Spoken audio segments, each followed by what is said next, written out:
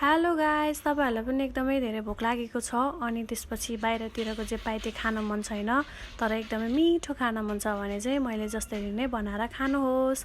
त्यसको लागि चाहिँ हजुरहरुलाई आलु, प्याज, खुर्सानी, नुन, बेसार, तेल भए के पनि चाहिदैन हैन चिउरा पनि चाहिन्छ है। अनि त्यसपछि पहिला सुरु तेल तताउनु होला। तेल तताइसकेपछि आलु हाल्ने। आलु चाहिँ एकदम बिस्तारै हाल्नु होला, मैले जसरी ब्लास्ट नगर्नु होला।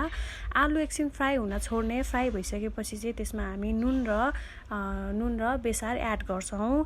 नुन बेसार एड गरेर एकछिन चलाउने। त्यसपछि त्यसमा हामी अलरेडी काटेर राखेको खुर्सानी र प्याज हाल्छौं। त्यो हालिसकेपछि चिउरा पनि एड गर्ने। आफुलाई कतिको भोक लाग्छ, कतिको खान मन छ त्यही हिसाबले चिउरा हाल्ने अनि एकछिन चलाउने, पाक्न छोडिदिने। धेरै बेरसम्म नपकाउनु होला, यसरी नै डढ्न सक्छ है। मेरो चाहिँ अलरेडी डढे पनि तर एकदमै झनै कुरुम धेरै नै मिठो भएको थियो। सो तपाईहरु पनि यस्तै बनाएर खानु होला।